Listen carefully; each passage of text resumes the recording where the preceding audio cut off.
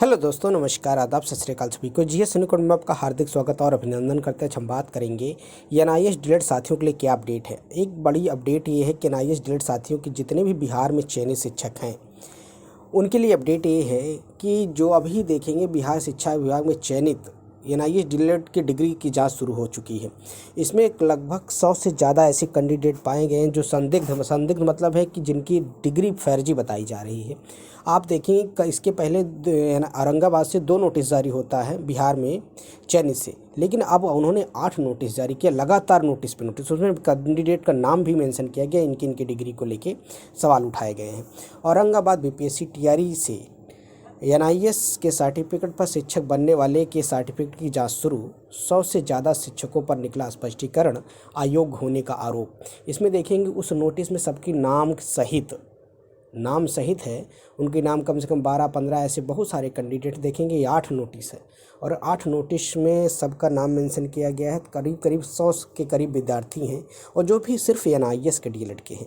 तो आपको बता दें, देखिए, आपको डरने की आवश्यकता नहीं है। बस आप अपनी देखिए, अगर आपने सही तरीके से किया है तो आपको डरने कोई विषय नहीं है। अब देखेंगे कार्यालय जिला, इसमें आप देखेंगे 14 कैंडिडेट हैं जिनका नाम सहित मेंशन है और इसमें साफ साफ लिखा गया है, महोदय, उपरोक्त विषय में अंकित कराना है कि आपकी नियुक्ति बिहार लोक सेवा आयोग के विज्ञापन संख्या 28/2023 के आलोक में हुई थी, परंतु आपके द्वारा उपस्थित शैक्षणिक या प्रशैक्षणिक प्रमाण पत्रों के अवलोकन प्रथम दृष्टया ऐसा प्रतीत होता है कि आपकी योग्यता विद्यालय अध्यापक हेतु समुचित नहीं है।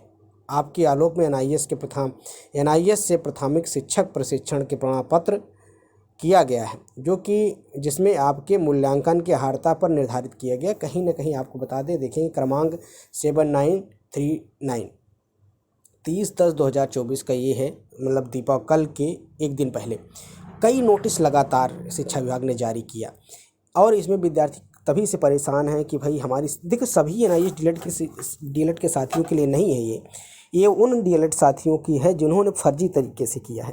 कहने का मतलब है, अगर आपकी डिग्री पूर्ण रूप से वैलिड है तो आपको डरने के विषय, क्योंकि विद्यार्थी कल से कमेंट कर रहे थे, अरे सर, क्या हम जितने भी एनआईएस डीएलएड के चयनित हैं निकाल दे। नहीं, उनको वो बात नहीं थी जो सुप्रीम कोर्ट के जजमेंट की थी। सुप्रीम कोर्ट का जजमेंट आने के बाद नहीं, ऐसा नहीं कि जितने एनआईएस हैं सबको निकाला जाएगा। इसमें सबका नाम मेंशन किया गया। आप नाम देखेंगे, देखिए, इसमें 12 लोग का नाम है। अब इसमें नाम सहित है, उनके विद्यालय का नाम है और उनका जो विषय है, ये सारी चीज़ें उस पर मेंशन की गई हैं। तो सब आप देख सकते हैं लिस्ट में, जैसे कि इसमें 8 लोग हैं, किसी में 14 लोग हैं। तो ये ऐसे एनआईएस और ज़्यादातर एनआईएस डिलीट के साथी आप देखेंगे, इसमें साफ साफ मेंशन किया गया है कि सिर्फ एनआईएस डिलीट के साथियों के साथ ऐसा किया जा रहा है। कुछ विद्यार्थी कह रहे हैं सर ये जानबूझ के किया जा रहा है। देखिए, इसमें 5 विद्यार्थी हैं, असल का नाम है रामकृष्णा। तो ऐसे ऐसे आप अपना नाम भी लिस्ट में देख सकते हैं, ठीक है। अगर आपको ये वीडियो में कन्फर्मेशन नहीं हो रहा तो हम इसकी पीडीएफ आपके कम्युनिटी पोस्ट पे डाल देंगे। पोस्ट में आप जाके अपना नाम सहित आराम से स्पष्ट चेक कर सकते हैं।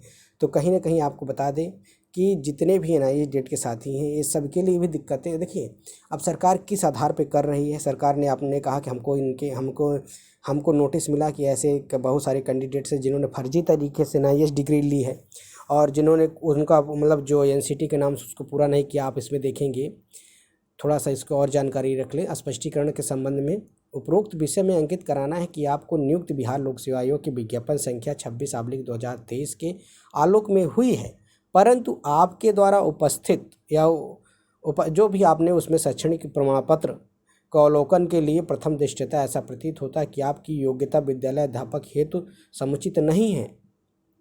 आपके द्वारा एनआईएस से प्राथमिक शिक्षण प्रशिक्षण का प्रमाण पत्र प्राप्त किया है जिसमें आपका नामांकन की अर्हता सहित प्रतीत नहीं हो रही। कहने का मतलब इसमें कहा गया है कि आपने जो ये एनआईएस से डिप्लोमा किया था, ये भी आपका इनवैलिड माना गया। मतलब कि आपको माना गया है कि वो आपने सही तरीके से नहीं किया, इसलिए आपको 3 दिन के अंदर एनआईएस के शिक्षण प्रशिक्षण प्राप्त करने वाले नामांकन संबंधी साक्ष्यों को अपना स्पष्टीकरण अर्हता प्राप्त कार्यालय से प्रस्तुत करना। मतलब 3 दिन के अंदर जितने भी एनआईएस डिलीट के साथी जिनका इस लिस्ट में नाम है, वो जाके अपना प्रमाण पत्र ले जाएं, वहाँ पर वेरीफाई फिर से कराएं। अगर आपका प्रमाण पत्र बिल्कुल सही है तो आपको नौकरी से नहीं निकाला जाएगा। ऐसा बिल्कुल स्पष्ट, मतलब आपको डरने का भी कोई विषय नहीं है। दूसरा कहा गया है कि नामांकन हेतु आवश्यक कार्य अनुभव प्रमाण पत्र की स्व अप्रमाणित प्रति, मतलब कि स्वयं से प्रमाणित करके ले जाना है आपको। तीसरा चीज़ में कहा गया है कार्यानुभव अवधि के वेतन भुगतान का प्रमाण पत्र, ब्याज बुक और सब, मतलब कि जैसे कि वो आपको वेतन कैसे मिलेगा, जैसे कभी आपने, क्योंकि यहाँ पर वो दिखाया गया है कि आपको फ्रेश भर्ती वाले नहीं है, क्योंकि आप कहीं भी अगर वेतन पाए हैं, कहीं प्राइवेट पढ़ाए हैं, अगर आपने वहाँ का, तो वेतन भुगतान भी वहाँ पर आपको दिखाना पड़ेगा। आप समझ सकते हैं अगर NIS के DLED के हैं, क्योंकि NIS के DLED जितने थे कहीं ना कहीं नौकरी कर रहे थे। अब क्योंकि उनकी नौकरी बहुत पहले कितने थे, 2000, 4000, 10,000, जितना भी आप पा रहे थे उसका भी प्रमाण पत्र आपको देना पड़ेगा। आप मतलब कि कहीं ना कहीं से देना है। एक कार्यानुभव अवधि के वेतन भुगतान का प्रमाण पत्र, जैसे कि आप कहीं, जितने भी NIS DLED के साथी कहीं ना कहीं नौकरी ही कर रहे थे, अब वो जो ज्वाइन हुए हैं कि उनके प्रमाण पत्र की भी चेकिंग चल रही है। तो आपका भी डरने का विषय नहीं, आपके पास अगर सारे प्रूफ हैं तो आपको नौकरी से बाहर नहीं निकाला जाएगा। जैसे विद्यार्थी का इनको बाहर निकाल दिया, ऐसा कुछ नहीं है। देखेंगे तीसरा पॉइंट है कार्य अनुभव प्रदान करने वाले संस्थान विद्यालय की आपकी नियुक्ति पत्र व स्व अप्रमाणित पत्री। कहने का मतलब है कि आपको NIS का सर्टिफिकेट भी दिखाना है स्वयं हस्ताक्षर करके। उसके बाद कहाँ पर आप पढ़ा रहे थे ये भी दिखाना है। और तीसरा है कि कार्य अनुभव प्रदान करने वाले जिस विद्यालय में आप पढ़ा रहे थे उसके बारे में बताना है। उक्त संस्थान जैसे बिहार सरकार या केंद्र के संबंध में अब अभी प्रमाणित प्रति समय का स्पष्टीकरण प्राप्त नहीं होने पर यह माना जाएगा कि संदर्भ में आपको कुछ नहीं कहना है और आप पर लगाया गया आरोप सही और सत्य है, तदनुसार विभाग द्वारा अग्रिम कार्रवाई की जाएगी। कहने का मतलब यही है कि अगर आप अभी तक, जैसे कि 3 दिन का समय दिया गया, आप अपनी सारी वेरिफिकेशन नहीं कराते हैं तो ये मान लिया जाएगा कि आपके ऊपर जो आरोप लगाया गया है या आपकी जो डिग्री पे सवाल उठाए गए वो सत्य है, फिर आपको आगे कार्रवाई की जाएगी। तो इससे स्पष्ट है कि आपको बस कुछ काम करने हैं, जैसे कि अपना सर्टिफिकेट, उसके बाद अपना जहाँ पर आपने काम कर रहे थे, पढ़ा रहे थे, वहाँ से जो वेतन मिल रहा था किस आधार पर कैसे मिल रहा था उसका प्रूफ देना है। उसके बाद आपने कितना वहाँ पर विद्यालय में कितने साल पढ़ाया है इसका अनुभव और इसका प्रमाण पत्र देना है। और केंद्र सरकार के द्वारा जो उसमें आपको मतलब कोई सर्टिफिकेट मिला, ये सारी चीज़ें देनी है।